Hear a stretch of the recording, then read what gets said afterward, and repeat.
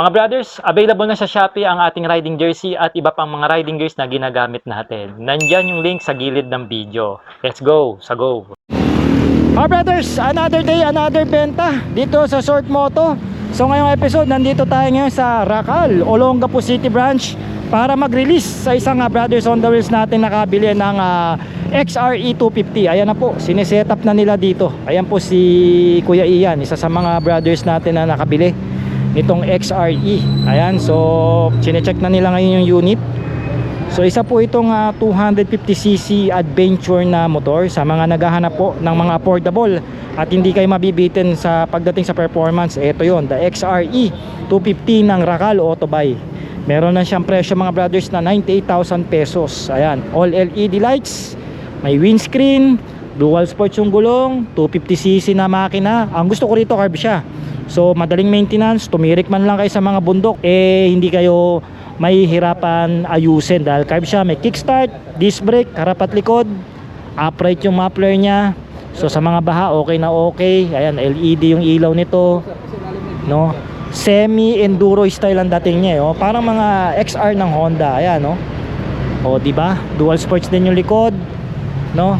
Ito gusto ko diyan, may kasama ng crash guard. Daytime mini driving light pala, daytime running light sa headlight. Colored yung kanyang digital meter mga brothers, di ba? Upright yung ating handlebar, pang adventure talaga, oh. Top box ready.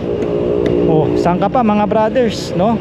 Napili ni Kuya Ian is black and red na color. Ayan, oh, gwapo.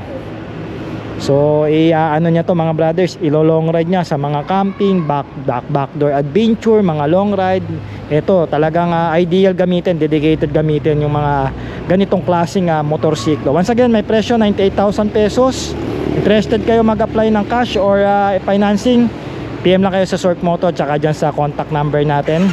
Pwede kayong tumawag. Kaya na, ni-start na ni Kuya Erdy. Ano lang kasi ng gasolina, kakalagay lang, unang start. O ayan, o, sound check.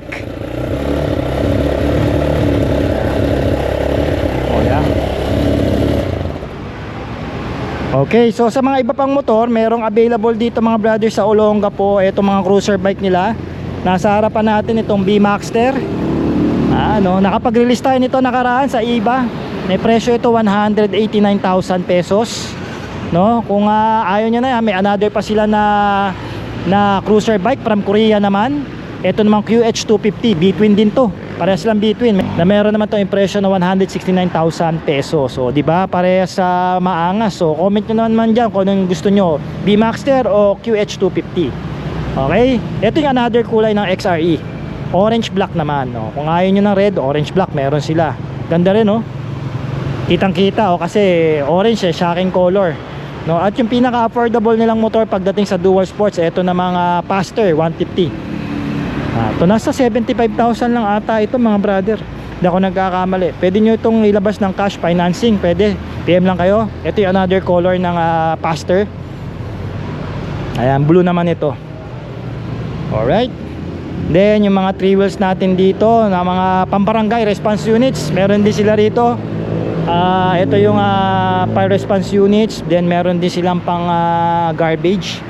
Ayan, tapos yung service ng barangay, makikita nyo yan dito. Pwede nyo rin akong i-PM dyan kung interested kayo. Yung mga barangay nyo, ayan, sa mga taga barangay captain, yan ang mga kakausapin natin, no? So balik tayo dito sa motor. Ayan na. So nire-ready lang nila mga brothers kasi nga ngayon lang ito na open. So first time sineset up, kinukuha na yung chassis number, engine number for registration. Okay, so may inaayos na si Kuya dito na kable. So dahil ito from factory ito, ngayon pa lang nabuksan, no? So once again, congratulations Kuya Ian. Ayan, grupo natin yan sa kaklasiko, no? At ngayon bumili siya ng adventure bike niya, pang long ride naman. Kasi yung cafe niya pang dito yun, Okay, so once again mga brothers, interested kayo, mag-PM kayo sa ating Facebook page o kaya naman mag-call and text sa ating cellphone number kung interested po kayo maglabas ng mga motorsiklo ng Racal at sa iba pang mga motorsiklo na available sa market. Small bikes, big bikes, pwede tayo. Alright?